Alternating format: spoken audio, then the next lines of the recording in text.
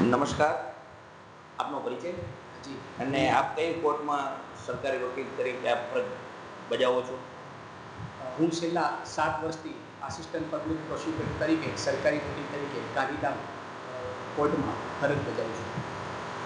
જે મારામારીના કેસમાં નામદાર કોર્ટે 3 વર્ષની જે સજા કરી છે તે શું અને કેવી રીતે સજા પડી અને આપ સાહેબે શું પુરાવા રજૂ કર્યા અને કેવી રીતે આપે આ સજાની જોગવાઈમાં આપણે મહેનત કરી?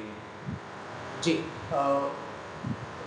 સમગ્ર કેસની હકીકત એવી છે કે ગાંધીધામ બી ડિવિઝનમાં એક ગુનો નોંધાયેલો, ગુના નંબર 149/19થી, જે મારામારીનો હતો. નવરાત્રિમાં એકતાનગર ગાંધીધામમાં ફરિયાદીને માથામાં પાઇપો વડે ઈજાઓ કરેલી અને જે કેસ નામદાર કોર્ટમાં ચાલતો હતો અને જે કેસમાં છેલ્લા 5 વર્ષમાં અમોએ સાતત્યપૂર્ણ, સબળ અને સચોટ પુરાવાઓ રજૂ કરેલા, 13 જેટલા વિટનેસ તપાસેલા અને આમ આઈપીસી 323, 324, 504, 114 અને જીપીએફની કલમ 135 મુજબનો તે આરોપીઓ સામે આક્ષેપિત ગુનો હતો.